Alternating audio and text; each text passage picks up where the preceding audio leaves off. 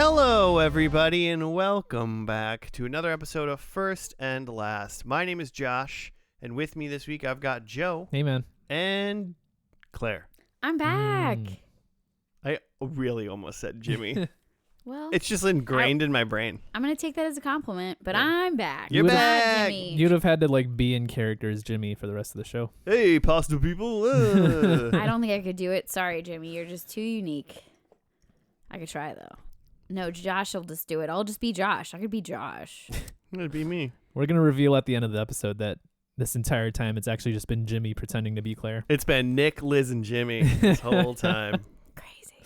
Crazy. I have a couple things. Oh. So they're mostly probably for Joe, but Claire, you might have been subjected to them having, lived with Joe. Yes. Or currently living with Joe. Okay. I watched Spiral the other day. Like Spiral from the Book of Saw? Yeah. Oh, boy. It wasn't as bad as I thought it was going to be. Okay. But it wasn't fantastic. It is a weird thing where he just kills cops and everyone's like, yay. But those cops were bad people, so. Yeah. You watched a lot of those, right? He's seen them all. The morals are very subjective in the Saw universe. Yeah. And that brings me to, I watched Saw X. Socks. I watched Socks last night into today. Yeah. Because I couldn't keep watching it last night. Because it is, so when you watch Spiral, Saw 9, and then Saw 10, really close in succession, Mm-hmm. you really think Saw 9 is good. Really? Yeah. Yeah. Because Saw 10 is, I think it's really dumb. I think it was, I thought it was fine. Okay. I think it's a better, idea than a movie. It's interesting as an idea. I had to look it up, obviously, because once that, Amanda lady showed up, I was like, when the fuck is this supposed to happen? Because obviously it's clearly she's, it just happened. She's much older than she was in Saw 2. I'm still not very clear if it's supposed to happen a couple weeks after Saw 1. Okay. Sure. Is when it's supposed to All happen. of those movies scared the shit out of me. So I don't know anything other than every time I walked in, it would be weird guts on a screen or something. And it's funny because all the Saws are gruesome and bloody But there's and one that's kind not, of right? torture porn. I mean, they're all kind of. I don't know that there's one that's not gruesome and bloody. But I Oh. don't know why, but I thought Saw 10 was, I was like, this is just Hostel now? I don't know, it was just, it seemed way over bloody. Over the top. Yeah, it seemed crazy. Mm-hmm. And then just him getting duped by some people trying to give him a cure or whatever, and then him just exacting revenge on that. I was like, it's he is doing a Saw thing, but it seems slightly out of character for him, because this is just a revenge plot now and not I want to teach you a lesson about your life. Because all of the traps, when in a Saw movie does anyone get as close to getting out as all of those people did in Saw 10 and then just die in at the 0 hour? Yeah, that's kind of the thing about it is you want to see the whole trap, right? So which means most of the time we want to see them fail because we want to see how the trap works. Right. But we also want to see what does it look like to possibly succeed, so that's why it's up to the minute. I don't remember if in the earlier ones if it was that close or not. I just feel it was most of the time it was quick cuts of them going blah, blah, and screaming and stuff, and all the other ones, and they were trying. But this one, I mean, they were you got to cut off all your hands, and then they were all they got all of their hands cut off, and they're okay, you did it, but it's but now you got to put a your eyeball in a glass of water and let it dissolve for 45 seconds, and it's they did everything, and now it's just this arbitrary timer that now they're gonna die. It just seemed like there was always this weird arbitrary thing at the end where it's they literally did the whole thing, and now they're saying still that gonna the die. traps are getting more contrived. Yeah, It seems like they're stretching for ideas. But here. technically, they're not. They got less contrived because in the timeline, this is like Saw 1.5. Yeah. The whole thing. What I mean about it's an interesting idea or like an interesting Wikipedia article is just that like for 9 or at least like 8 movies, the whole thing about the Saw movies is like he like pretty much started out, the Jigsaw character started out as the bad guy who's trapping people, and you're like empathizing with the people that are trapped. Yeah. And then it's slowly, as like the series has gone on and now like the Jigsaw character is more of a character, you're like start to empathize, or he's at least some sort of like anti-hero. But then by the time Saw X begins, it's just nope, he's just a sadistic hero. He isn't an anti-hero at all. All he's doing is torturing people that have like ruined hundreds of people's lives. Yeah. Like, way to go, man. There's a thing where like for most of the other Saw movies, it's like these people are in traps, but we're gonna find out through the course of the movie that they've done something wrong. Yeah. And then in Saw X, it's just here's the thing that these people have done wrong. Now we're gonna torture them. Also, it's really funny is the guy that's the Saw guy. His real name is Tobin Bell, and his character's name is like John Kramer, and it seems like those are switched. Like Tobin Bell seems like a weird name killer. You'd name like somebody in a movie, not like the actor's name. Like John Kramer as Tobin Bell. Nope, it's the other way around. Yeah. Also, the voice of the killer in 9 or in Spiral, couldn't stand it. Okay. Couldn't stand it. Like you want to play your game, like the normal guy's voice. That's like iconic. And then it was a different person, obviously in 9. Sorry. Yeah, that's interesting. Spoiler. I just hate every time the killer's voice came on in 9. I was like, oh my god, stop it. It just was. I don't know why I couldn't handle his voice.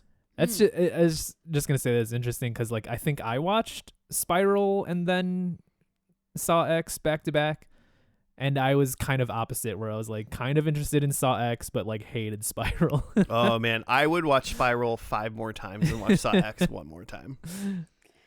I think that we're here to watch something else though, because I don't want to watch any of that, and I really hope this isn't inspired by some Saw. Yeah. By the way, we're watching Saw the TV series. Saw show. No, we're not doing that. But Joe, what is this podcast? Before we get into it. It's a TV pod where we take a TV show and watch the first and the last episode. The way we do it is we'll watch the first episode and review it, and then make predictions for what we think is going to happen in the last episode, and watch that one and review it and see how we did on the predictions. Yeah. And we watch nothing in between, just the beginning and end, and judge it. You guys are going to be really excited about what we're going to watch today, but that nothing in between is going to get you a little bit today. I'm going to tell you that. I don't know. I'm still waiting for you to like settle up our bet. It's just like been a long time. We haven't talked about it. I totally won. There's about to be a snowstorm right now. You can't access. Do you want me to write you a check right now? Okay, I do love a check. I will write you a check. I'll send you a Venmo, but you can't access it because you gotta. I'll get it later. You got a burner phone or something that you gotta use a Venmo in. You want to like talk about my financial situation? It's not a problem. I'm not saying you don't have money. I'm saying that you apparently can't access. Can't get to it, which is a good savings plan. But yeah, so I won the bet. Although you know what I found out, Sister Wives was not canceled, so we can actually watch Sister Wives. Shit, which was like our plan for March something. Well, then why don't I just give you $25 and then we'll also take those 25 shots? No, thank you. No, thank you. But it is your birthday soon, so maybe I'll have to say yes to one of them. As we're recording this right now, it is my birthday tomorrow, and so next week we can regale you with the crazy birthday cabin weekend that we had, where over the course of the 2.5 days, Claire took 25 shots. Nope, not gonna happen. No, thank you. No, thank you. But excited to celebrate your birthday. Yeah, 25 shots is too much in 2.5 days. Just any college kids listening, that's too many shots. Oh, that hurts my liver. I went to Mexico for an all-inclusive trip, and I did not take 25 shots in 7 days that I was there. 6 days. 7 nights? I don't know. Oh, I think that's a movie. It's not important.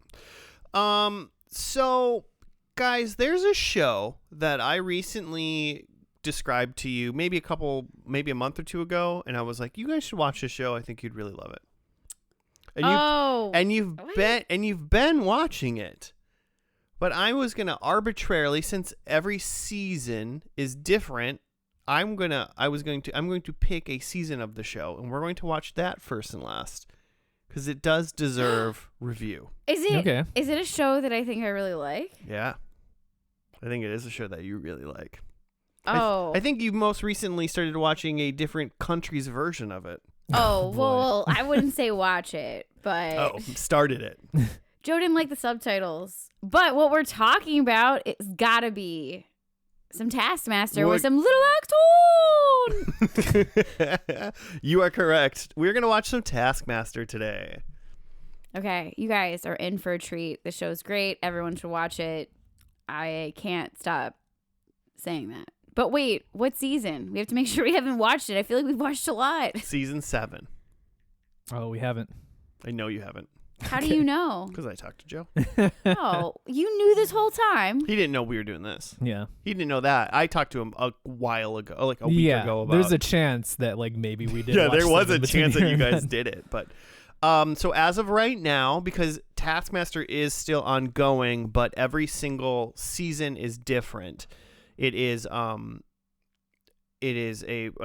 what it is it's a British panel show where there is a host, Greg Davies, of what's that show we watched with him? In-Betweeners fame. I mean, he's been in a bunch of other stuff, and then there's this the creator actually is named Alex Horn, and he is like quote unquote the Taskmaster's assistant in it, and so they lead the show. They have a panel of five comedians, and they go through various tasks before the show happens, and then in every episode they go through, is it 4 or 5 tasks? Yeah, it's like 4 or 5. It's one like gift task that they bring, and they just kind of review what they had. Then it's like 3 or 4 pre-recorded tasks that they've done, and the comedians like don't know what's coming, like what they've done yet. It's been like pre-filmed. And then they have a in-studio task that they do at the very end as well. They all get points. There's usually about 10 episodes per season. And then at the end of the season, then whoever has the most points wins the whole season and gets Greg Davies' golden head. Unless you're watching episode or season 1, that's not on there. It's true. But do we make sure this is a 10-ep? Because here's the thing. There's a couple things I'm worried about by doing a first and last of this. I'm 90% sure it's a 10-ep, but... Okay, that's good, because there were like 8 for a minute there. Yep. But the thing that I wonder about with this is part of the charm of the show is you become a fan of the comedians as they go, right? And there's a big reason why I picked season 7, because it has some of my favorite comedians that I fell in love with. But am I going to fall in love with in the first ep? Because sometimes I don't like the ones I end up loving in the first ep. I think you will. I think there are a couple that you're gonna like. You're gonna love Carrie Godliman. James Acaster is one of my favorite comedians now, and he is from. I discovered him from season 7. You might like. You think you'll be fond of Jessica Knappett? She's pretty funny. Depending on what he does, there's a man on it. One of the other ones, his name is Rod Gilbert, and all what he does is he basically makes fun of Greg Davies, the Taskmaster, the whole time. Oh, so that's really he's fun. got like his own bit. They have like during the thing. Yeah, they have like a repertoire. And God, who is? Oh, and the 5th person is Phil Wang, and he is got a yellow jumpsuit on while they're doing tasks, and you can just see his junk the whole time. Oh my gosh. I don't know if I'm going to love that, but maybe it'll be a great thing to watch. But he's super funny. Okay, I like that. I think this is one of the reason I picked this was, number one, I wanted to do a season that you guys hadn't seen yet, because I know you have been enjoying the show. But then also I wanted to pick what I think is maybe one of the stronger comedian like group. Now, does it follow the like early? Well, like clearly it's not following the original lineup, which is like it's a lot of white men, maybe one person of color, one old person, and maybe one woman. 2 women, 2 white dudes, 1 Asian man. Yeah, so it's kind of following the diversity. They're getting they moment. Yeah, they do start getting a lot more diverse and later episodes, which is why I've been watching early season and a later season, because some of the humor also I do feel like is different for different time periods, right? So this isn't a COVID season, is it? No, I don't think so. No. Season 7, no, it's not. Series 7 happened in 2018. Oh, they had no idea what was coming in 2018. They were having the time of their lives. Yeah, the world was wide open in 2018. Wide open. So yeah, those 5 are great. So that's why I picked this one. Do you guys have any, before we just get into it, because really describing what Taskmaster is kind of what we just did. Yeah, and I think we'll kind of describe it more when we go through the first episode. We'll go through. I think maybe what we want to look for is, at least right away, think in your mind, when they present the task of what you're about to do, maybe try to think, what would you do? Mm-hmm. Are you gonna like quiz me? Maybe. Shit. So are we gonna pause it? Because you're gonna need to pause it, because I'm gonna steal their idea. Don't.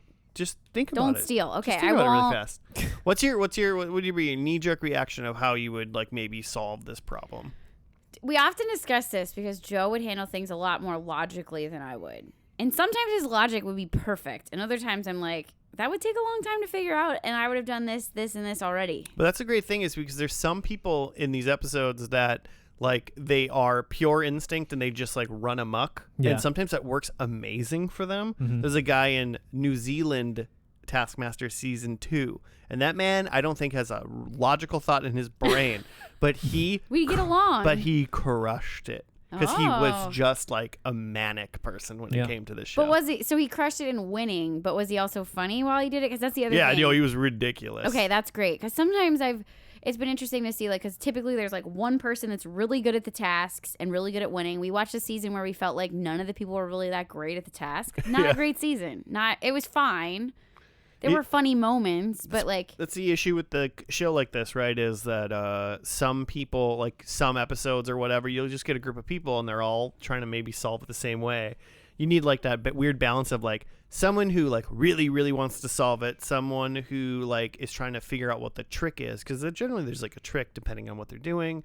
Somebody that like is just like messing with anything, like, so because there's some seasons where someone's like, well, I'm not going to win this, so I'm just trying to be as funny as possible and be ridiculous. So you never know what you're going to get. Okay, well, you're telling me that these are some of the 5 funniest comedians of all time. No, well, nope.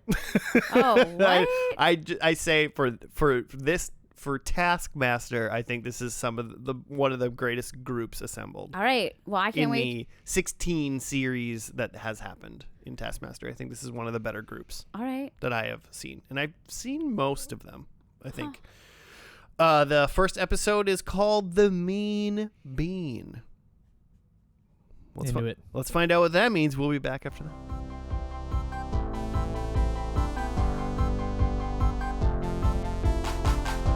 And we're back. We're done with the first episode of Taskmaster, Series 7. It's the one we're watching, but of Taskmaster. I don't have a write-up. Taskmaster is a show where they pit 5 comedians against each other.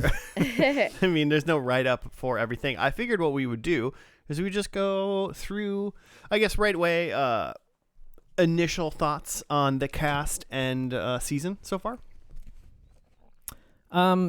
So we've watched, I mean, there's like, 16 or something seasons of this? Of the British one. Yeah.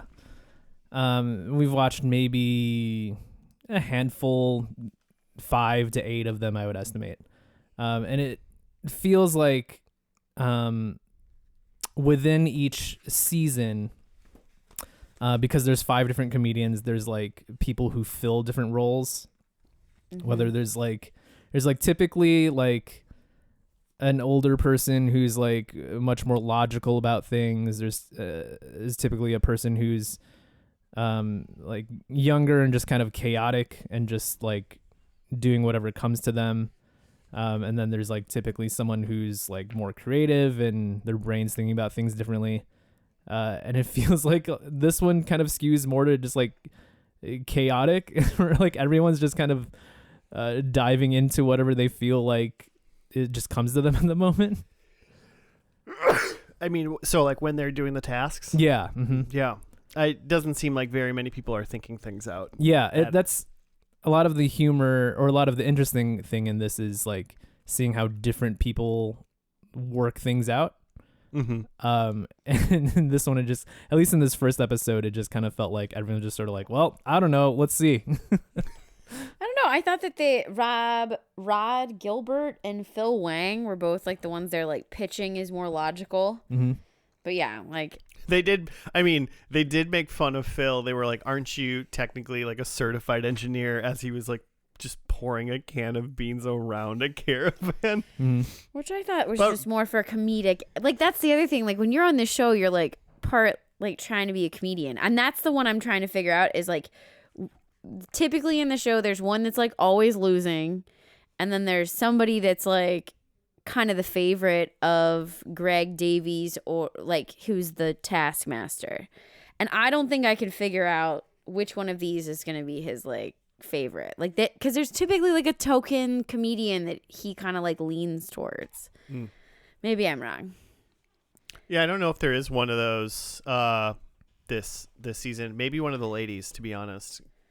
As it goes on, that made me change my prediction. I would have voted for maybe his favorite in this season would have been Carrie Godliman. That I was leaning towards that. Yeah, I would say that she does something in a later episode with a what's it called, a laminator. Oh, I love laminators. So does Greg Davis, apparently. They used a laminator in a different task. He's a laminator fan. Oh, good to know. I know one thing about him. Did we talk about the non-contestants and like their roles? What do you mean? Like, so there's like Greg Davies or Davis, who is the Taskmaster, and he is in charge of judging the tasks, and he scores them. Yeah, he's not there when they're doing them. He's just in the on the panel show part. Yeah, whereas Alex Horn is the other like kind of co-host, and he is there while they're doing the tasks that are pre-taped, and he gives them tips sometimes, but is mostly there to just like make sure that the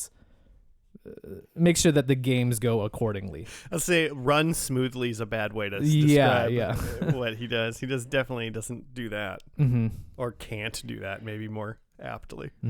He seems to always like have like fun comedic timing with different characters, but sometimes he's a little more direct than with other people. I think it depends on his like relationship or like the way they play with him. It's very improv-y. Like I like it. I think the best people are the ones that always mess with Alex Horn. Oh, there we go. Those are my favorite people that like. So I mean, we'll get to Rod Stewart. Messing with Alex Horn and a task at some point. Rod Gilbert or Rod Stewart? Rod Stewart's a musician. Okay, there we go. Rod Gilbert. Also, do you know how he spells his name? No. Rod Gilbert. That's the older guy? Yeah. It's like he's going to mess with Alex Horn? He did. What do you did you not see this episode that we just watched? I did, but I didn't feel like he was like messing. Like I don't know what you mean by messing with Alex Horn. We almost saw Alex Horn's pee-pee. Oh, I forgot about that. I like put that out of mind. That was a little too much. Oh, so you're saying like he brings Alex into his tasks. Yeah. Because that's another thing. Like you can ask for things during the task. Like all of the clues are on the card or whatever. So as long as it doesn't say on the card, like you can't use something. There's always loopholes. Yeah. And it's interesting when they do it. This episode really had nobody using loopholes. Or at least they didn't find them if they did. It didn't seem anyone was feel like it Except for, I guess they were trying to show that wasn't it Rod that like used a calculator in one of the things? Yeah, he just asked for it, and then it was that his retort was like, "Oh, you didn't use anything around the house in any of your other tasks?" Because everyone like shut down. And they're like, "Oh, okay, I get what you're saying." Yeah. But just because it's not in front of them doesn't mean they can't use it, unless because like tasks will specifically say you can't leave this room or you can't use stuff, and if it doesn't say stuff like that, then the world's your oyster essentially. Mm-hmm. I don't know, the time crunch and time pressure of these, and the fact that you're being videotaped the whole time has got to just feel so hard. Like, I don't think I'd be very good at being on the show. I want to run my own like I want to do this. Like, I think that'd be really fun. Like, I would clearly be the Alex Horn character. Coming up with all the tasks. And I would love to do that. But then you'd have to be involved. I don't mind. I'll be involved. I'll like banter. I want to be with on you. this Taskmaster and involve you in. I think it'd be great. I'm telling you, I think it should be like Joe's birthday party, but Joe's the Taskmaster. Oh, so we'd have to film everything before Except Joe's for birthday a couple party. of things. I don't know. I haven't figured out the live details. one and the gift one. Yeah. Yeah, so I haven't figured out the details yet. But That'd be a lot of work. I'm in. Well, that brings us to task number 1. Yes. Which is the prize task, I think is what they call it. And this one was bring in something you want to touch that would make you want to touch it. I actually wrote these ones down.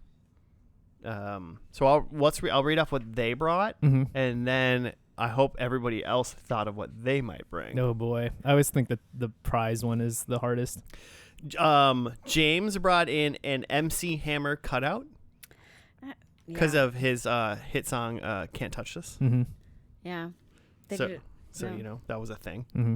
Rod brought in Greg's childhood stuffed, like pictures of his stuffed animal that apparently Greg used to touch inappropriately. Yeah. I think they've been friends for a very long time.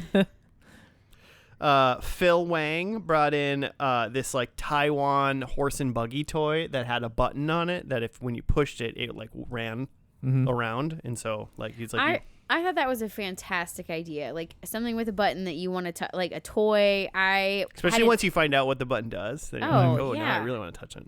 I hadn't really thought about like something like that. And then I was like, oh, that's like what I would have done if I was smart. Yeah. Jessica Knappett brought in a don't touch sign.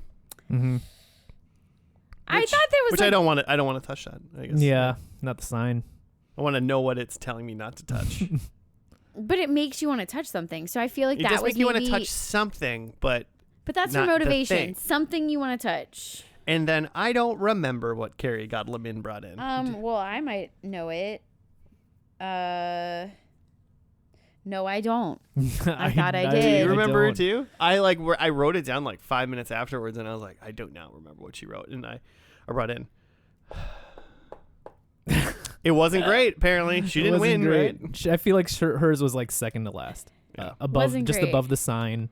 I remember she said it, and he goes like, "You're winning right now," but it was like not. It wasn't great. Yeah, she got like third place. So I can't. Sorry. It'll come to me in like 5 minutes, like what she did. Can't wait for that. So, did you come up with something that you would bring in? My thought was like just something that would be very plush and comfortable, like that you'd want to touch, like some sort of blanket.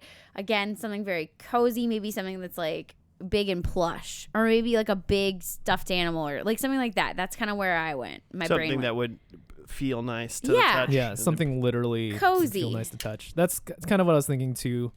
Less like a robe or something, less like something fluffy and more like a toy or something that you want to touch, some sort of fidget. Although now that I'm thinking about it, like wouldn't a nice like sweater, like you know when you wear a nice sweater, you just like want to touch it all day?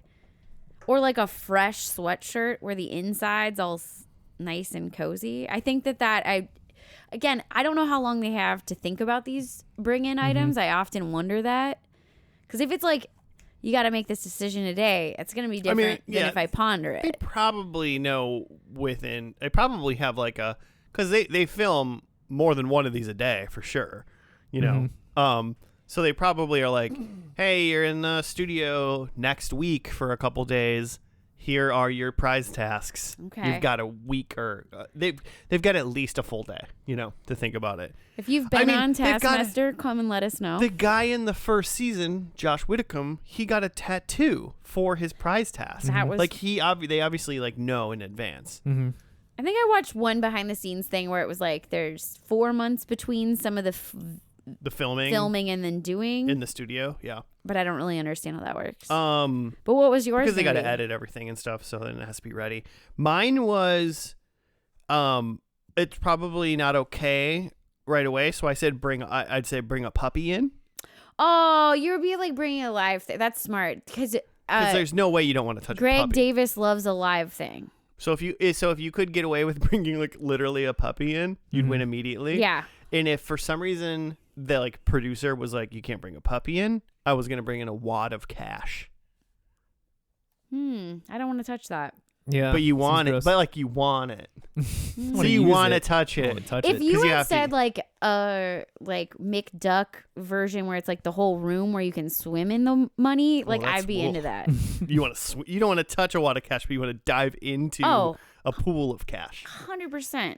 Give me a bed like that bed in Breaking Bad where they like lay back and it's all the cash. Oh yeah.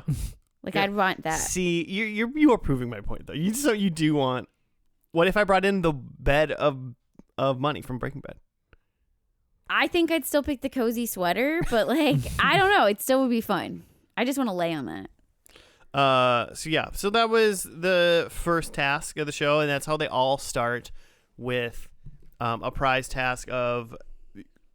This one was something you want to touch, come up with like literally something like that, and that's every single one, and they're all weird, and they're generally very interesting. I think what's really fun about like these is like you can go a lot of different directions. Like you can go very literal, or you can go as like I'm a comedian, I'm gonna make this a joke. I don't know how many of in this episode specifically they were like that funny. Mm-hmm. Rod Stewart, God damn it. Rod Gilbert definitely did a one where he was trying to like make fun of Greg about it. And that's, I think, what his MO in this season whole thing is. By the way, Carrie's prize for the things you most want to touch was a Newton's Cradle, which is thing. Oh, yeah. The balls where the balls click clack and the momentum carries it. It was fun. Really memorable. Definitely 5 points. Definitely mid. The second task was I think it wasn't the best quick change. It was just the quickest quick change. Yeah. That was the one that I started writing a lot better notes on.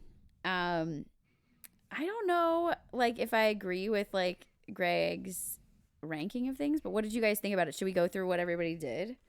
Yes, we can. Do you know what they did? Oh, I sure do. We Awesome. got Jessica. She went from wedding to workout. Or maybe undead ghoul to workout, according to Greg Davis. Okay. Clearly a bride. I mean, clearly she was a bride, but when he said it, I went, all right, I see it. And she did it. Excuse me. She did it in like a classic like quick change scenario where like they brought up a curtain around her, she changed, and then she did it really fast. Yeah. It was really great. 4 seconds or something like that. I was impressed by that one for sure. Rod's was the one where he was him and Alex came out in bikinis, matching bikinis, and then Alex took off his top, and then he took off Alex's bottom. Yeah. But he called it panties, which is also like the bikini bottom is not panties. Just so we're not all as creepy as Rod. Yeah, it was very strange. I don't know. I feel like that was like they were going for like a big like I think the most exciting thing was that Alex Horn has a weird tattoo or something. Joe noted it's like a gecko tattoo on his arm. Like but it mostly just like made me feel uncomfortable for all of them. I think that was the point. There you go. You did it. We've got because there was no quick change there. He just took clothes off. Yeah. If I take my hoodie off right now, I didn't change. I don't know if you had another shirt under it. Well, I do, but I'm not changing anything. I'm just removing something. Okay. You know? I mean, it's semantics technically, but it's just a game, We are playing a game. James A. Caster, I never really understood his. He was like in a kitchen and he went and put more shit on. Well, no, he was wearing like he had like a suit draped over him, and he was like a fancy man, and then he moved to the side and came back as like a woman, and then he moved away and he came back as the child of that fancy man and the woman. Oh, so he did 2 quick changes? Yes. Mm-hmm. Okay, that's more impressive. I clearly zoned out. They were all bad looking. Yeah, not especially quick either. Yeah. Carrie had an amazing Velcro removal where like everything got pulled off strings, like off of her body. Great. It looked like it could have been on a TV show. Mm-hmm. It was. It was. We had Phil Wang. He kind of had a hard time. He was wearing like a hat and dress situation, and then he went, and then he took that. Yeah, he just put a poncho on. That's all he really did. Yeah, he put a and poncho he kind of made different things out of some of the elements that he had on. Yeah. But like, it was like he took a very long time to change. And he said he was... And he just like went behind he like walked outside the door and then walked back in and closed the door and just changed like behind the door. Yeah. So it wasn't even a fun change. Yeah, he said he was trying to go for like the most dramatic change, but like... Yeah, that kind of wasn't the task. Carrie Gottman's was still more dramatic than his. Yeah, but you can't making somebody take their underwear off on camera. He was like holding his junk. It looked so uncomfortable. It was great. The thing about it is like if it was like somebody different, maybe it'd be weird. But like Alex Horne's like down for anything and like good with it. I mean, and clearly he definitely has like last right of refusal. Like if he never wanted to show that, they wouldn't have shown that. But he created the show. That's true. He's like basically the showrunner. But I think he's just like, this is gonna be really funny. I'm gonna show it. Okay, so if we're like ranking when what they brought in was mid, the quick change was kind of a mid for me. But it sounds like there's some highs for you, like the Alex naked piece. I thought it was great. Alex naked and Carrie Gottman's just really good. Yeah, just did the task really well. Yeah. I thought about the minute she said she's like Velcro's going to be key here. I was like, you're brilliant. Yeah, I was surprised that no one else thought about Velcro like for so many things. I was like, even just like taking a Velcro skirt off or a cape, like such a fast change. Yeah. And they're all like work in comedy. You think that they would have a lot of experience with quick change. Mm-hmm. Clearly, some of them did not. No. Clearly not at all. Did you have any other thoughts about how to do it better or how you would do it? No, not at all. I wouldn't do well at this, I don't think. Yeah, I didn't really either. The minute she said Velcro, my thought went, I can't think of anything else. That was the perfect thing to say. So. Oh, I definitely was like thinking of different ways and outfits I could change quickly. What do you got? Well, I was thinking, again, like I was thinking more of like Velcro, using Velcro to like remove a skirt. So then you have like pants under it. So you're going from like one thing to another. Again, like this is the best thing. Like I could probably really be good at this one task. So we're adding this to Joe's birthday party. No, I'm kidding. I don't want to see anybody take their panties off. Well, I'm not going to take mine off. I'm going to take Joe's off and I'm going to take my top off. Oh, jeez.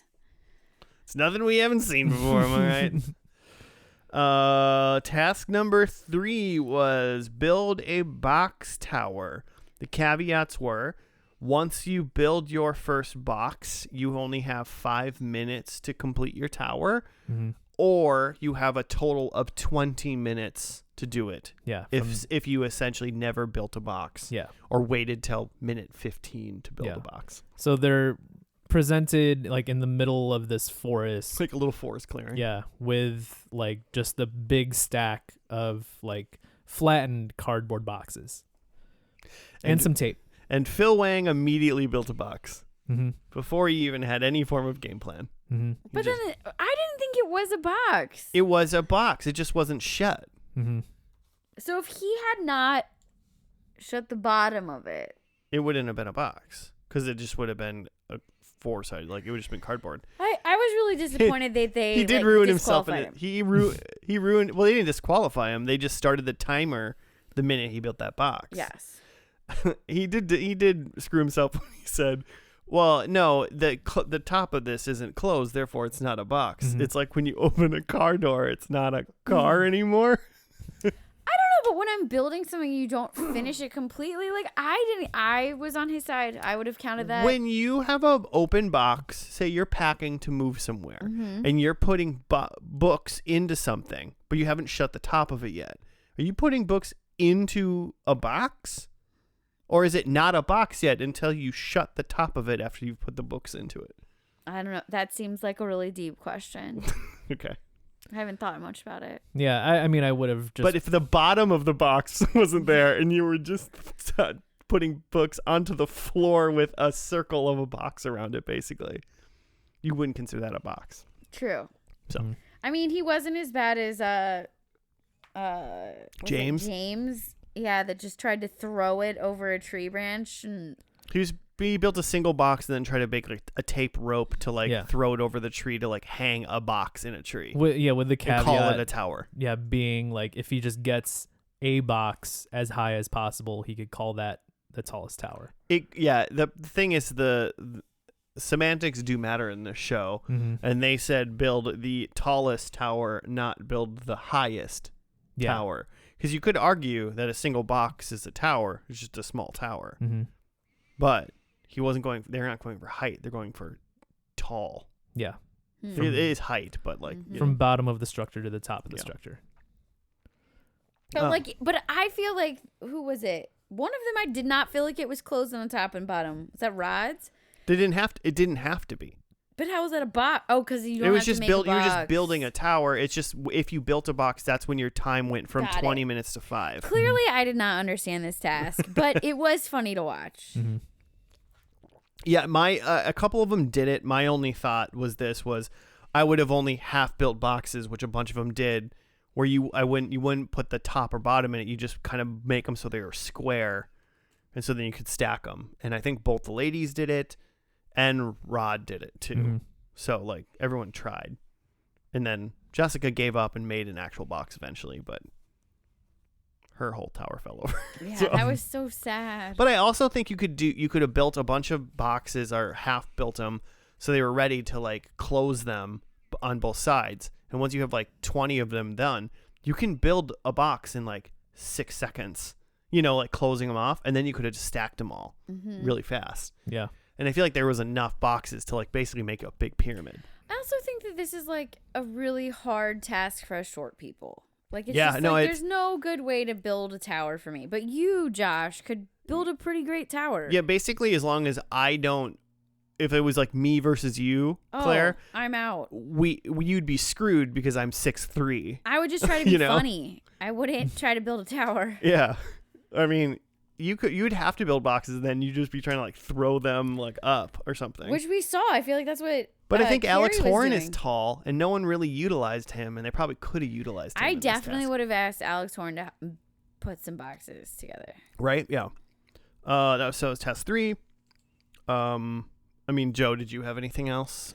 Any thoughts on how you would have done that one better? Or? No, not only just that. Like, I don't think I would have banked on like being able to stretch the time. I think I would have just banked on like, well, as soon as I touch a box, I just need to start building. I would have stretched the time, as in just trying to get as many like kind of open and ready to build first, but I would have committed to been like, I wouldn't have gone full 20 probably. No way.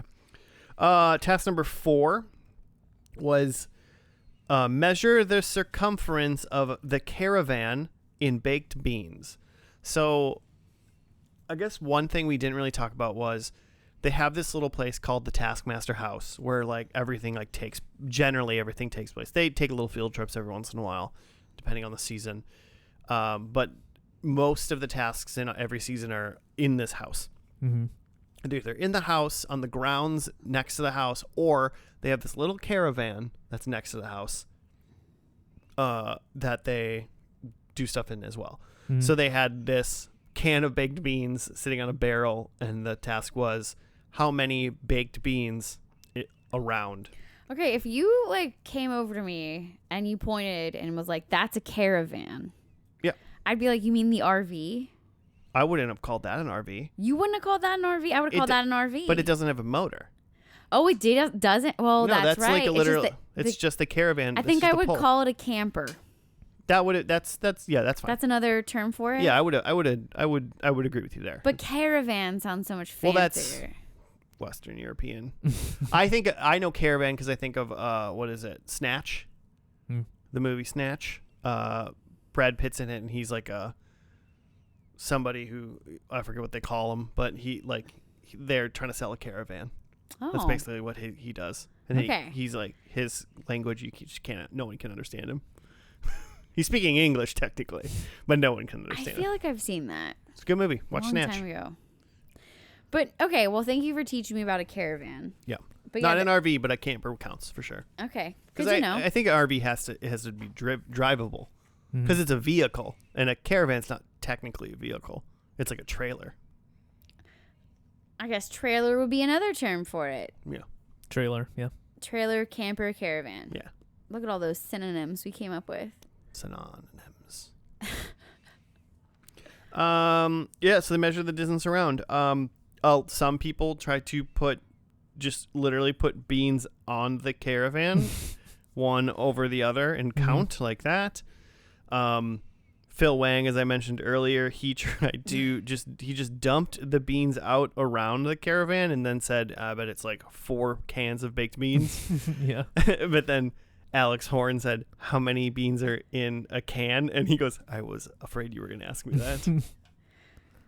Yeah. Yeah. Most of them had, kind of the most logical idea of like figure out a relative length of baked beans, whether it's like, one of them did like, okay, the width of my hand in baked beans is, 8 baked beans or something, and then how many widths of my hand can go around the camper. Just different forms of that, and estimating like that and doing the math of like, okay, I think it's 15, or what was it, is like the length was 15, and I think that like I get 50 of these lengths around the camper, so 50 times 15. Yeah, and then they had to do math. Yeah, so there was some element of like estimation plus doing the geometry math. Yeah, I would have laid out baked beans to a measurement that I felt good for. Like, I mean, we're in Imperial, so I would have done like a foot.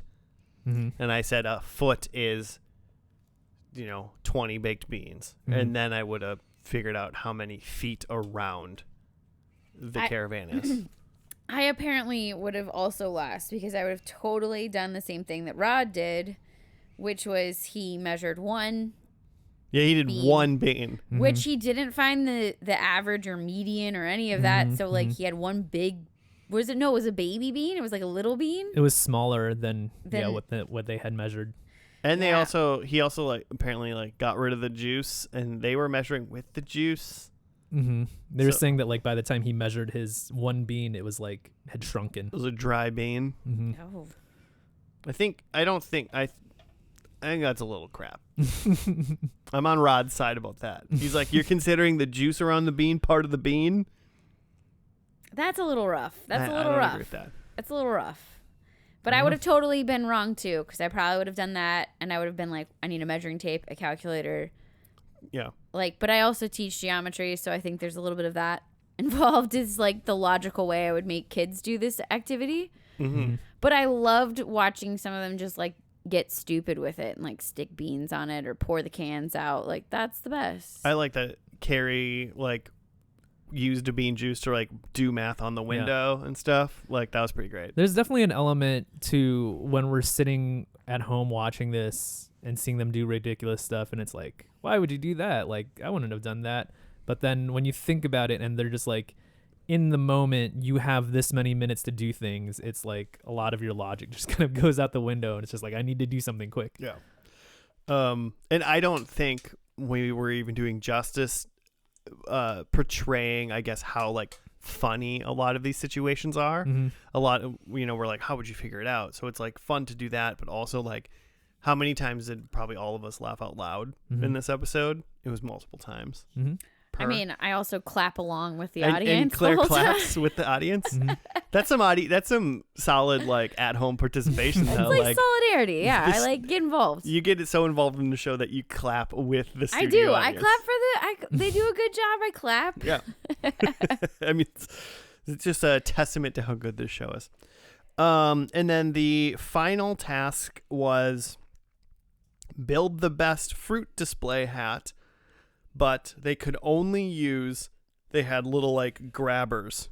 They were called, when I used to work at a Walgreens when I was in high school, and they were literally called golden retrievers. Oh. They're the sticks that like you have the trigger on the end and the little claw, like I've a foot always away. wanted one of those. Mm-hmm. They're a lot flimsier than you would think. Honestly, they don't. I think that's like why I've never really invested in it. But as a short person, I feel like it could be helpful if they were better. Could be. I think you're just better off with a step ladder. If I'm going to be Stepladder. honest, because your hands are way more reliable than the thing. But yeah, so they had to use. They had each had like, I mean, I think they both had two of them, like Looks like it. retriever thingies, and they could only grab the fruit via that. But the thing happened was Rod and Phil teamed up and helped each other put fruit on each other's head. Mm-hmm. Carrie and Jessica did the same, and then that left James all by himself to try to do it. And like, since they're like really long, it's hard to like Put it on your number own. one. You can't see the top of your own head that has just like a plate strapped to it, basically. And then he put it on, and the fruit was like pineapple and grapes and melon and stuff. So a lot of these things weren't very good at even picking up. And so he just like kept running around, getting on his knees and just trying to like shovel from other people's like plates, like on their tables that the fruit was on, to like get onto his head. So he had it the hardest, and he did a good job. I was really You got a impressed few with on him. there, yeah. Because I would have just been like, oh, right, you guys are going to go help each other out. I'm out. Yeah. I might have even been the person that ran around and tried to knock the fruit off everyone else's head. Oh, I bet they were waiting for someone to do that. Like grab a thing of grapes in one hand, in one grabber, and then knock everyone else's fruits off, and then put the grapes on it right at the end. Okay. Dirty, That's really hardcore. but we're competing. Okay. Well, you're not going to be in my game show then. Why? Because I'm going to be... Because you're getting dirty. I'm playing to win. Okay. And that well, would be comedy gold. I don't know, Joe, how many points would you give that? I guess it depends. Did it really work out? I guess if it technically was the best fruit display at the end. Yeah, he's not points. judging how nice I did it. He's judging about my end quality. All right. And then at the end of the episode, everyone gets points for all of these things, and Carrie Godliman was she won the first episode. She sure was the winner. Yeah. She got to go touch all of the items that she won. Yeah. Which are all the prizes from round 1. Did you like her? Because I feel like that's your favorite person in this episode, or this series. If I was going to bet on who you would like out of those 5 comedians the most, Claire, I would say Carrie would be your favorite person. I wasn't leaning towards her, but I would say that she's in my top. Was it Phil or Phil's Wang that was your favorite instead? I honestly avoided looking at the Wang and his like very tight outfit. They hilariously like addressed it. They were like, "All right, we're gonna talk about this." I think that I often like somebody that's gonna like play and like logically get through stuff, and I feel like that was Rod. So Rod was the one I leaned towards in this episode. Not necessarily humor wise, but that's the good thing about the show. It's like as you watch the shows, it feels like you like get to know the comedy of the comedians better, and you get to know their humor better, and then you like start to like them, and then you get to the finale and then you're sad because you have to like leave all your friends. But like we're just gonna go straight to the finale soon, and I'm like a little stressed about it. Like I'm not gonna even know who I like. Yeah, I'm assuming that you guys are gonna want to go on this journey once we're done with this, because you're gonna have 8 episodes left, even if you're gonna know who technically won the whole thing. But Yeah. I mean, it'll go on the queue. It better.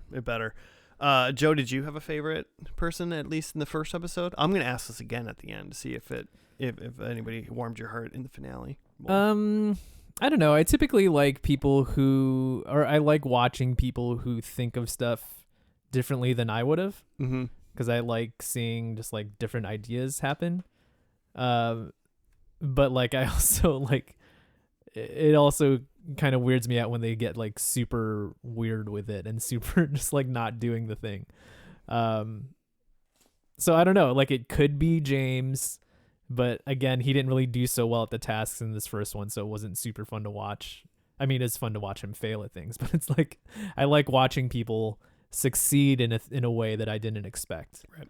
I think James's strengths become his defense of what he did in the studio when they watch it, more so than how he did in the task sometimes. Gotcha. Him explaining his way out. Yeah. Yeah, that is a skill for some Taskmaster contestants. Mm-hmm.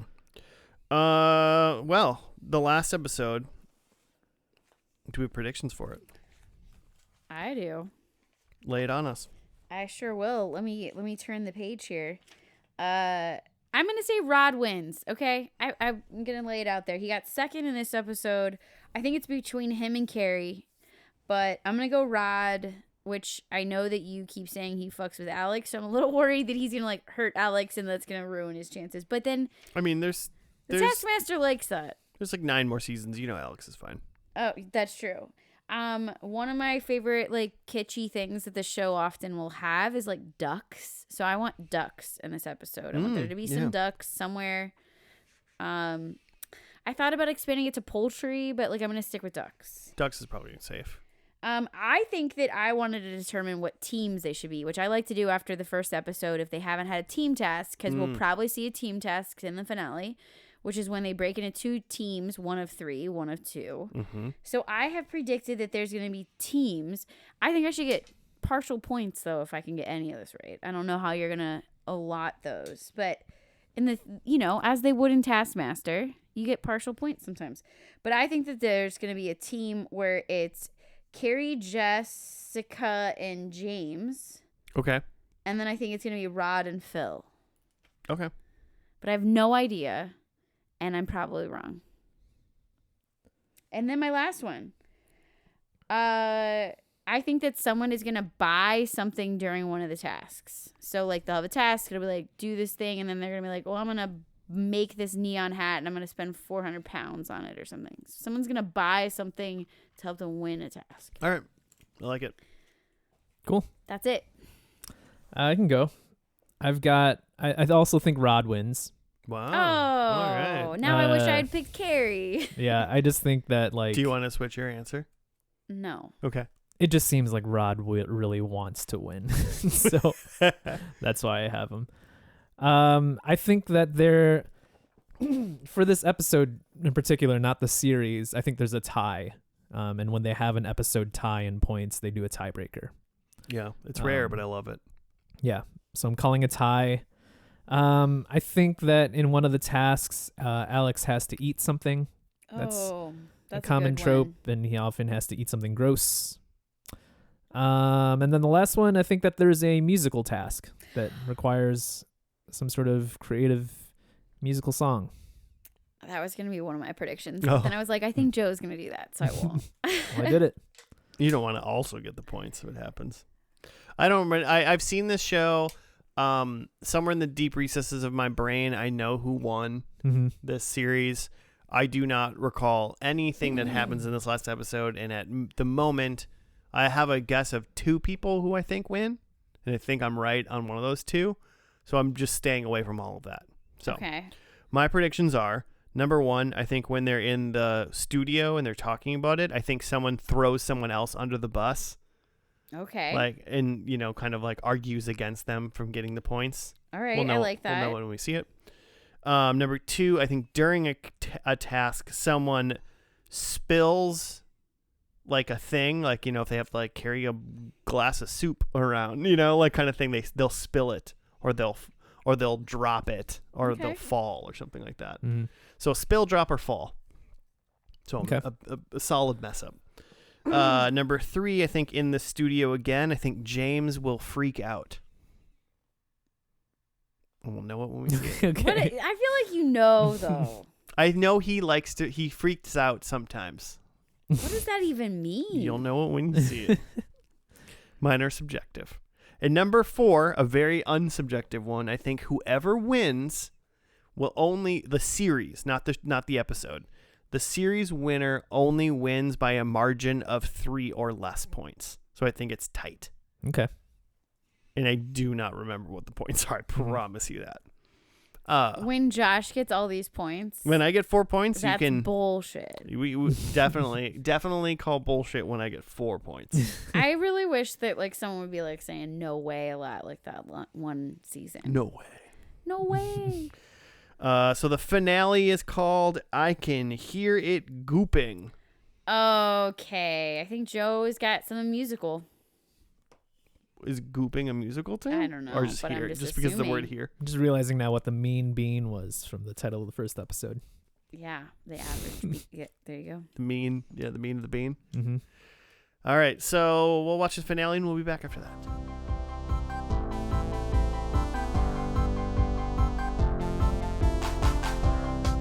And we're back. We're done from the finale of Series 7 of the Taskmaster. It was called "I Can Hear It Gooping." Out. That was in reference to an egg. I thought it was. I could hear it gooping out. Well, it wasn't coming out. It was in the egg. You could only hear it gooping. Oh. Okay. I think we'll do the same way we did last time. We'll go through the tasks. But really quick before we do that, thoughts on this episode overall? It was good. I think it went pretty much the way I expected, and just the way that some of the people reacted to the tasks. Yeah. Again, like kind of very chaotic compared to a lot of other seasons. Mm-hmm. Rod is very, I don't know, he's driven to like some sort of like lawful chaos or something like that. I don't know. Yeah. Mm-hmm. I don't know, Or organized chaos, if anything. I thought it was pretty funny. I thought, I mean, like I had to learn what stationery meant because I thought stationery was like paper that you write on. I did Google it. And So I do have a definition. yeah, I don't know the definition, but I know it encompasses other things. I would have like I've gone to a stationery store, but you were asking me like what is stationery? I would have said the paper that you write on, not like the things. But a stationery with an E, right, stems from the term stationer, which refers to a person who sells materials used in writing such as paper, pens, pencils, and ink. So I learned that today. It encompasses, like, because I was really thinking they all were terrible at one of the tasks, but they weren't. Fair. And that was the first task, which is the prize task, and it was bring in the best piece of stationery. And James Acaster brought in it was a cake, but it was shaped like a pencil. I thought it was adorable. But that by no means was it stationary, because it was a cake. Mm-hmm. Rod brought in a picture of Greg, basically. Mm-hmm. He just has like this picture of Greg that he brings in all the time. Yeah, I didn't really get the joke. It was like Hole Punch Gladiator. He said like his favorite show growing up was The Gladiator, and so he brought in Hole Punch, and it was just a picture of Greg. Mm-hmm. Got it. He just rips on Greg during that task every single episode, so look forward to that when you guys watch the middle. All right. Jessica just brought in a pencil. Yeah, it was a pencil from like it said like I finished the 1993 like transportation survey. Oh yeah. Mm-hmm. And then she said she hadn't done it. Ooh, outlaw. Phil brought in a quote unquote gold pen. Mm-hmm. It was just like a regular like Bic pen, but with gold foil on it. Mm-hmm. And then Carrie Godwinman took the 5 points home with bringing in a laminator, and that is when Claire looked up what stationery was. Yeah. But do you have a laminator, Joss? No. What? I don't know. I don't have a laminator. I definitely have a laminator. So if you ever need to borrow one, I have a lot of sizes. I have matte laminated paper. I have glossy laminated paper. I have thick paper. I don't like the laminating and thin laminating sheets. Okay, you like it to feel like substantial once it's laminated. A lot of the times I need it to be able to be like written on with a dry erase marker a bunch of times. Yeah. And if you get that thin stuff, you can kind of soak through. Yeah, also like you have a laminator, you're also a teacher. That's true, but I think if I wasn't a teacher, I'd still want a laminator. That's fair. Joe, you've never met Claire in your entire life. Hypothetical situation. Do you have a laminator in your house? No, I've never used a laminator. Okay. Yeah. So I think, I mean, I don't know, maybe we need to get another lady in here or something to ask if is it a gender thing? I don't know. Or is it a teacher thing? Greg Davis. But he was a teacher. Oh. He used to be. Yeah, he used to be a teacher. So I'm pointing it more towards the teacher thing now. Mm-hmm. I know teachers love a laminator. Yeah, I will right. say that they're amazing. What kind of teacher doesn't like love a laminator? I don't know. I had a really like stressful laminating situation that Joe sometimes jokes about in my childhood where Did you laminate your hand or something? no, my dad took my Social Security card and then all of a sudden he gives it back to me and it's laminated on the back. I'm like, Dad, it says, laminate that. do not laminate. And he's like, whatever, it's fine. So I had to like sneak around with a laminated Social Security card. Like I still have it. I would say, do you have a different one too now? Well, I got a new one I think when I changed my name. Oh, okay. But that's not laminated. Yeah.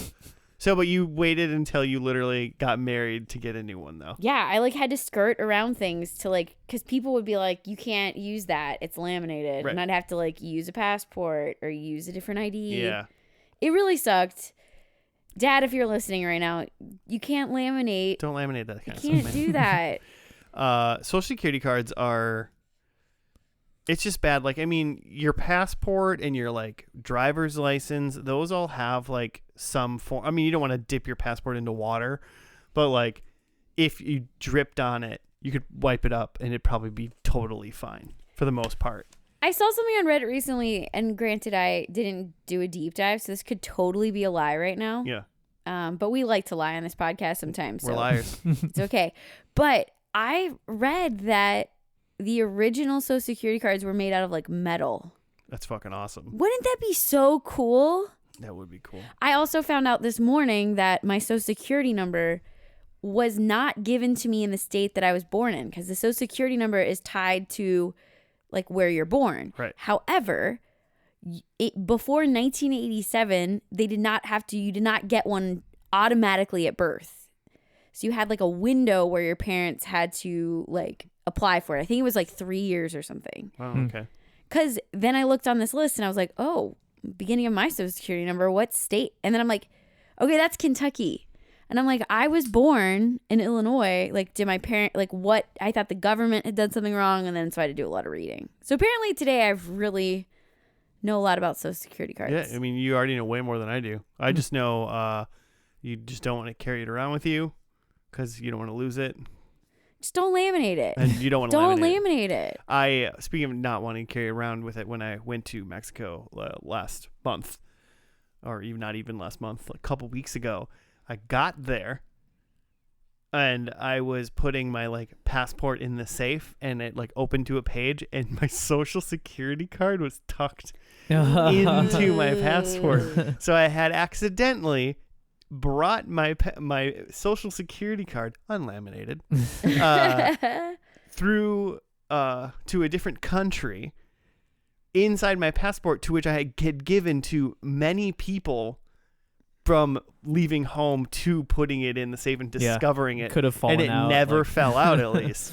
But like I gave that to at least 5 people probably. That's wild. Makes me want to like go home and shake out my passport and make sure there's nothing in there. I will rifle through my passport now. I mean, like now it's not in there. It's where it thought it should be. Mm-hmm. But which is actually technically the same place my passport is, but so they must have just got connected. But whatever. Wild. I know, crazy, right? Test 2. They go inside the house and Alex informs them when they hear this siren, wee woo, that they need to come back into they gotta stop what they're doing, come into the house. There's boiler suits hung up by the front door. Which I did not know that was what those were called. Essentially just like a big jumpsuit. Yeah, just a big jumpsuit. Once again, we would call it a jumpsuit. British shit. Yeah. They're awesome. They got to put on a boiler suit and lay on the ground, and then Alex will say, "You're done." Yeah. And then we're moving on to test 3 because that was it. Just like sometime in the future, this is going to happen. Test 3 was they have to find the boiled egg. There's 5 eggs on a table. Yeah, they're each in like a egg cup. They can only touch 2 eggs and they can only break 2 eggs. And so they're just lined up. I think like three of them look like just regular brown eggs initially. No, 2 of them look like regular brown eggs. One of them is like a quail egg. Yeah, smaller. And then one of them's red, dyed red or painted red, and one is painted white. Is wrapped in like saran wrap. Is that what it is? Oh, saran wrap. Okay, it was wrapped in saran. And then the whole point of this was like you can touch 2, break 2, but you cannot break the hard-boiled egg. Yeah, and then you also cannot break the hard-boiled egg. But you have to find it. Yeah. Did you guys have any thoughts on how you would do this? No, mostly like were you? I feel like banking on pure luck. Yeah, mostly like seeing if I can, eliminate some that were clearly not it. The but only then, one. But there would be some element of luck. I would have been very suspicious about the red one, which was the boiled egg. Yeah. Very suspicious from the get-go because, like, of course, the other ones they're gonna try to get me. Yeah. But I would have done like the hold it by the cup and shake it, or like. Yeah. Yeah, I have theories. The thing with if you haven't, with us having seen this show before, like we know that these eggs are like gimmicked, and I think some of the contestants like expect that too. So it's like one of the eggs was empty. It was just an eggshell filled with air. Another egg was just a rubber egg. It wasn't an egg at all. Mm-hmm. I don't know why I thought this, but I did Google, does a hard-boiled egg and a regular egg weigh the same? Mm-hmm. And which weighs more, a normal egg or a boiled egg, which is from Quora.com answered, and they say they weigh the same. Yeah. I was going to say, like, I don't think the math changed. I just wondered whether or not, like, the contents don't escape per se, but in the boiling process, does something like maybe leave the shell, or like when it hardens, does it like maybe gain something through the water? Apparently not. But apparently not. I was not going to assume that I was enough of a scientist to go, something else isn't happening here. I noticed that like there wasn't, sometimes in these shows like there's clues around the room. Like if they just had looked, like there would have been a clue that like the middle one's hard boiled or something. Mm-hmm. And I haven't seen any clues in this series. Not in these 2 episodes. Yeah, for like this one, I think my first thought would have been like look under the table. Yeah. Yeah, because there's some sort of hack to this. Yeah, but sometimes they are hacks like in there you would have no way of knowing. It's just that Alex was like, yeah, we set them up alphabetically. Mm-hmm. Like, which is there's no way you could figure. Yeah, it like what A was like A was air, I think. Air boiled. Cellophane maybe or something like that.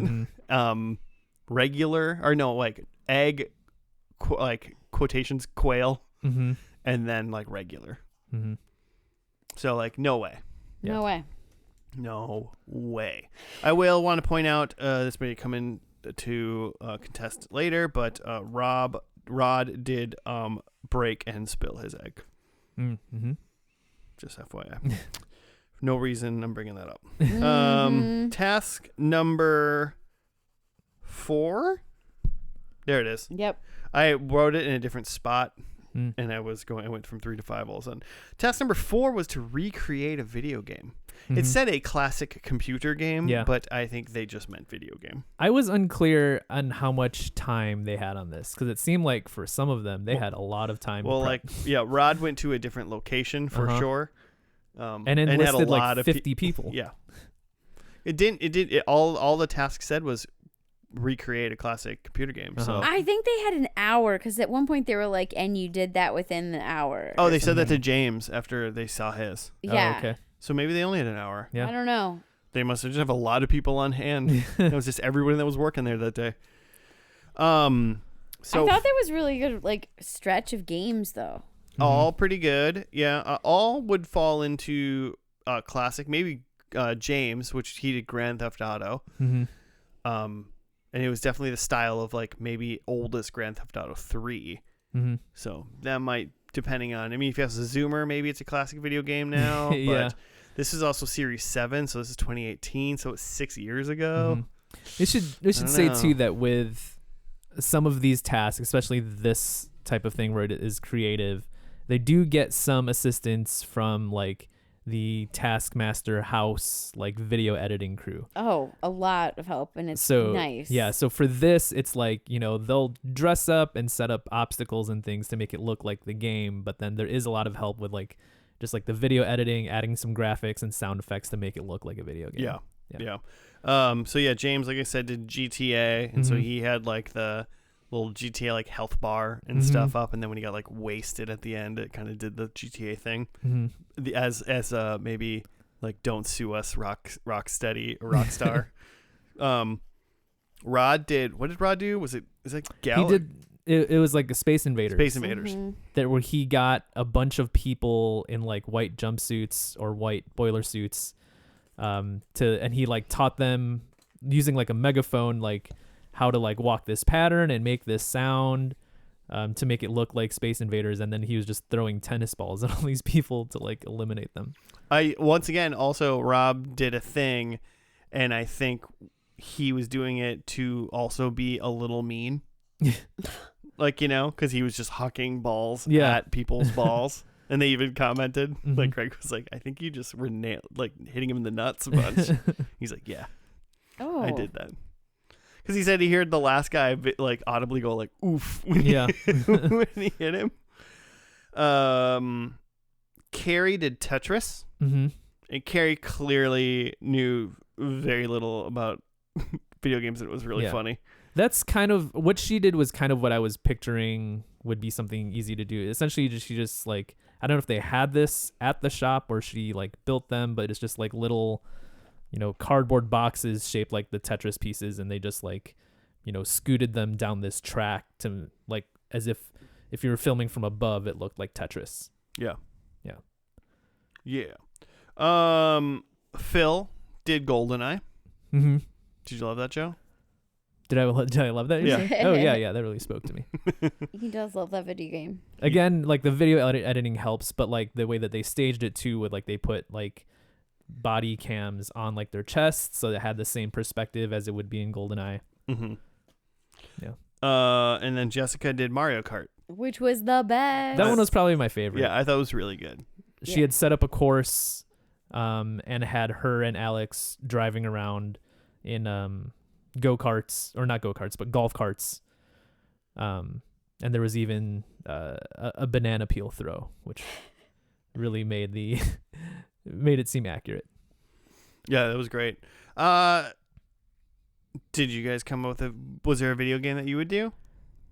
My immediate thing was like, something easy to do would be like Tetris or Mario, like very much like how like Carrie did the Tetris, and Mario would be somewhat like how James did it, where it's just like, a close approximation to how this game kind of looks. If you could get like a really big ream of paper, and like you could like stand by a building, and then like they could like unroll the paper like you were running, that could be fun.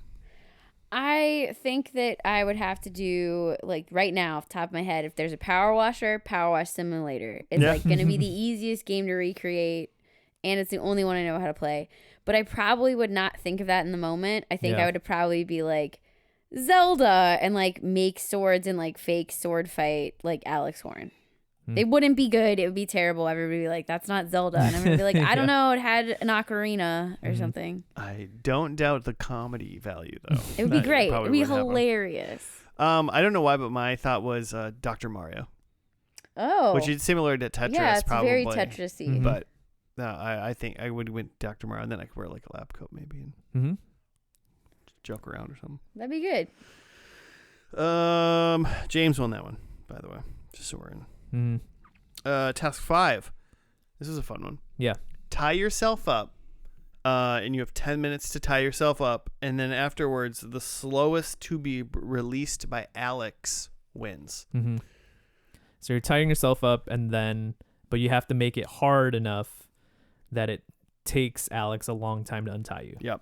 And it was by the shed outside, which has a bunch of tools and stuff in it, like and obviously there's ropes and blah blah blah.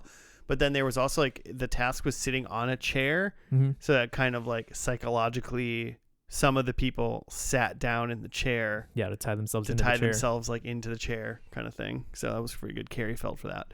But then what happened is, 5 minutes into this 10-minute task, the siren that we previously mentioned went off, which means they had to go find the boiler suits, which is like just around the house. They were, 40 feet away from them, really. But they had to go around the house, go inside, put on the boiler suit, lay down. And then after they were done with that, then they were supposed to finish the time for the 10 minutes for the time themselves up was still going. Yeah, it's all simultaneous. And so then they had to finish tying themselves up for Alex to do it. So, I mean, James and Jessica both tied their feet up immediately. And then the thing went off, and then they were both mad. Yeah. And had to hop all the way over. Yeah, there's like some attempt to like try to undo what they had done, but that became too hard, so they just had to hop over to the suits. Yeah, James actually interesting because he got back then because he like kind of cut himself out to go do that, and then Alex reminded him that he still had to finish tying himself up, and he was very angry about that. But he found like a bunch of like gaffer tape and just like rolled his arms in it a bunch, like at the end, like kind of like as a last ditch effort, and that got him like third or fourth. It was like 8 minutes. Yeah. So he did it took Alex a while to actually get him out, which is impressive. Carrie just tied herself up to the chair, and by the time she was essentially fully immobile, the siren went off, which was great. And so she just finished that current task, waited the 10 minutes out. Alex untied her, and then once that happened, then she went over and got herself into the boiler suit. Essentially just said like, well, I'll sacrifice the one task to do really good at the tying task rather than potentially sabotaging both tasks. Right. And she did obviously very bad at the siren task, and I think did pretty bad at the tying task because I don't think she was even that hard for Alex to untie. And then Phil doesn't really rush into things. And so at 5 minutes in the tying task, he wasn't even tied to anything. He had like tied some rope around a gutter. Like he was still like prepping He was stuff. going to like tie himself to the gutter of the house. So then, siren went off, and he just walked in the house and put it in. Yeah, he was kind of unfazed by it. He was like, oh, yeah, I remember this. I mean, great for him. Yeah. And then Rod. And then Rod, what a genius. Yeah, that was impressive. Right? Because he's, I think, probably a psycho. He seems like it. I haven't seen this. I want to see his stand-up based on watching this last episode. He decided to put Alex in the chair and tie Alex to the chair as much as he could. And then he was getting ready to like tie his arms together, just like to say he tied himself up, and then the siren off.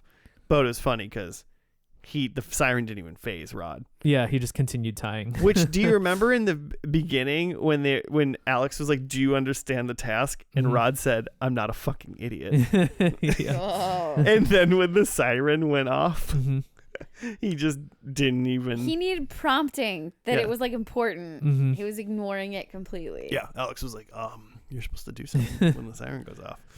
But so then he just walked over. He walked over, grabbed the boiler suit, and walked back outside because Alex was tied up into the chair.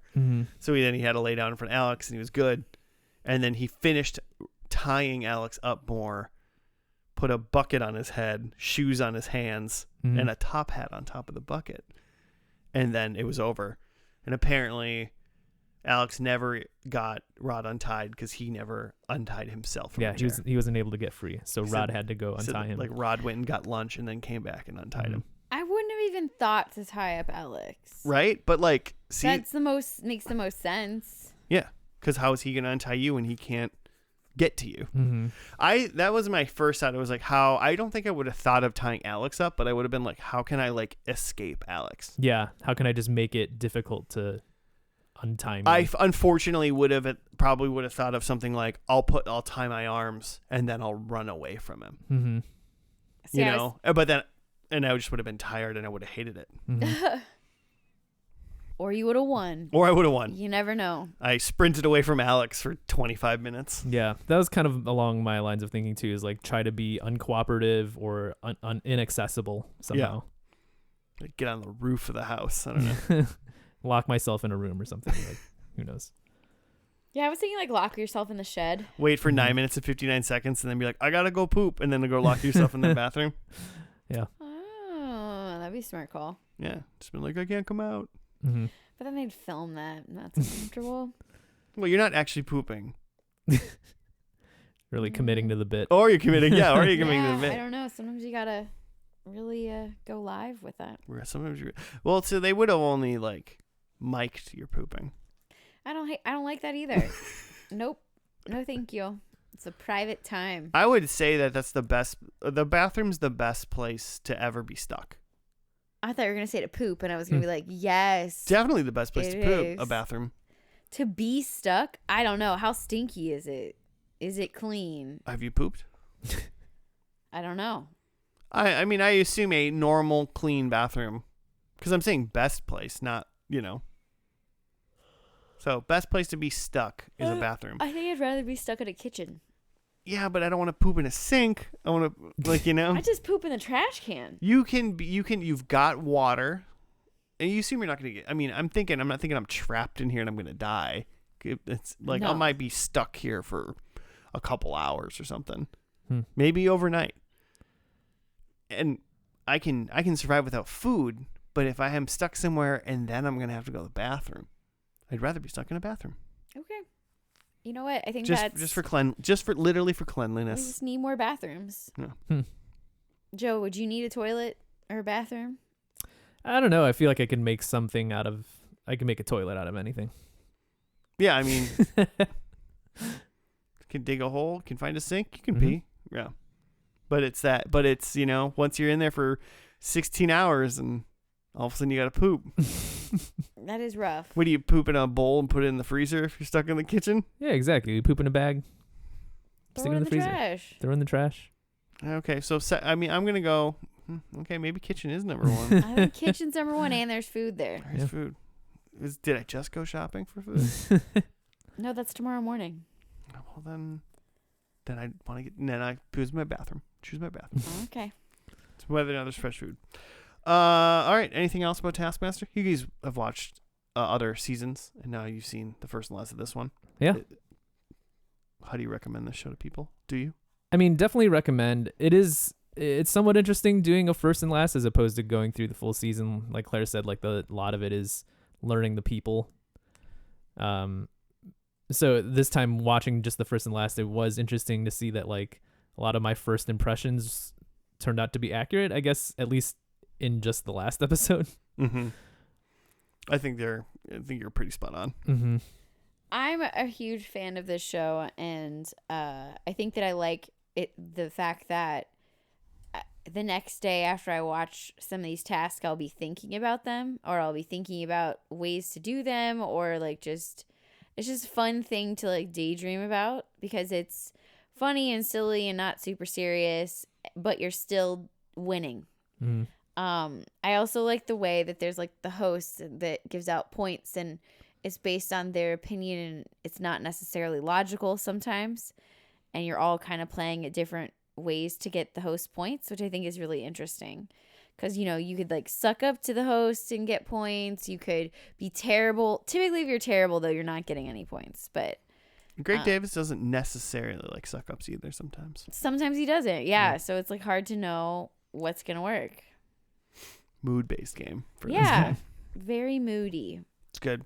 We're saying watch it, listeners. I don't know about this episode or this season yet, but like sounds like it's Josh's favorite of all time. So I have to go. It's one of my. It's definitely one of my favorite seasons. I really like season 1, because I like some of those characters. Mm-hmm. Some of those comedians are pretty good too. It really is. It's like there's, we watched IT Crowd. Mm-hmm. One of the lady from there is in one of the seasons, and one of the guys is in one of the seasons as well.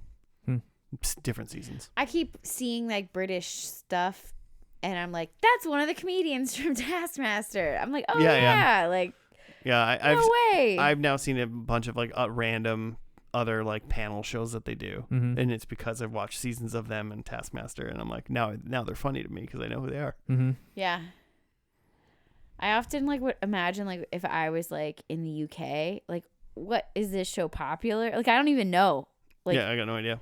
I'm gonna have to assume it's like 16 series. It's gotta be pretty popular. But right? do you think is this like they're like so you think you can dance? Like this is like the family friendly show that's on a Tuesday night? Like I mean, they say fuck a lot in this show.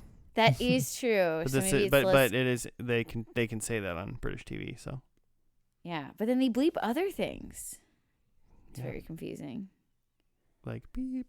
Yeah, there's like a couple episodes we watched where they like definitely bleep out curse words, but then there's other words it's just like full on F-bombs. Might be a YouTube thing too. YouTube.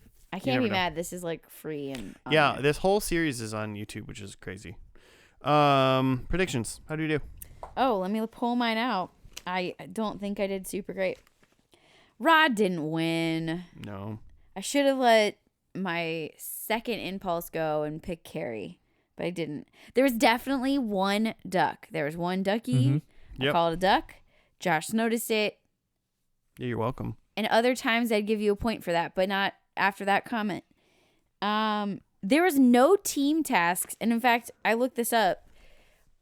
Very few tasks on this on this season were team tasks. I think it was like 10% of the games were team tasks. So, like the probability of us seeing a team task, pretty low. But also like I will never know what their teams are. Yeah, 6 of the 58 different games were team tasks. So 10%. So kind of nuts. And then I said, what was my last one? Sorry, I'm so sorry. Here, money. Somebody buys something to win. I don't think that we like saw anybody that was like, oh, I'm going to go buy a go-kart so I can win this. Yeah. No. I don't think that one's it. So I think I get 1 point. I'll take it. Hey, but did you have fun? I had a great time. Then you won. I'm a winner at heart. I also had that Rod wins, so that was wrong. I was pulling for an episode tie and there wasn't. I had that Alex eats something, and at least not in this episode, but I kind of assume at some point in the series he does. And then a musical task, which there also wasn't. So picked some pretty common Taskmaster things, but didn't pan out in this one. Uncommon season. Yeah. All right. My first thing was someone throw someone under the bus, but in fact, they actually praised like Rod for doing so well in a task and whatnot. So the opposite of that happened. Number 2, I said that there would be someone would spill something or drop or fall kind of thing, and Rob like exploded the egg. I would consider that spill a lot of the yolk himself. So it's 1. I said James freaks out, and he was very chill. Okay, I still want to know what you mean by freaks out, so I think I gotta watch just to see that. Did you see anybody freak out in this episode? I don't know. Yeah, you didn't. Okay. No point. And then I said that the winner of the series will win within 3 or less points, and it was decided by 1 point. Excellent. And I swear I did not know that. That is bonkers to me. I almost said 5. I had 5 down, and I wrote, that's too big of a margin. I'll get in trouble, so I'll write 3. Glad you adjusted it. I did adjust it. So, but 2 points. I need those 2 points. It was gone for 2 weeks, guys. Come on. Yeah. That's true. Doesn't really help me too much, I'm assuming. I got 4 points. So what are you going to do? I heard. I'm glad. I'm glad you realized that you got 4 and not 10. I mean, I could have gotten 10. You didn't listen to last week's episode then, did you? It came out today or yesterday. Yes, it came out yesterday. I clarified a couple things, and one of them was that you did not get 10 points. Oh, okay. I clarified that you got 4 and 6 Spirit Ball. Nick, on one of those episodes, got the highest points ever. Yep. Yeah. It's like 4.5 or something. He did really well. That's pretty damn good. Way to go, guy. But listeners, that's going to do it for us for this week. If you want to send us show suggestions, said that word right, you sure can at FNL Podcast on the Gmail or on the Twitter. Feel free to also wish Josh happy birthday. You can wish me happy birthday. Jimmy's not here, but I'm sure he would want me to say something about April Madness. Oh, yeah. We weren't allowed to watch any April Madness. He said that, and I assumed I don't know which shows, because he didn't tell us what shows are in it. Oh, I thought you guys knew. I have no idea. No, he just puts it together and sends it out. So I was like, well, I don't know what shows. You know what show I knew for sure was going to be Murphy Brown. That's got to be in April Madness. So I did not pick that show. So I picked Taskmaster. Excellent choice. So Jimmy, if you're listening, don't put Taskmaster in April Madness. And everybody should go watch Taskmaster. Watch it. It's great. It's fun. All right. That's going to do it. Thanks for listening. We'll see you again next week. Goodbye. Bye.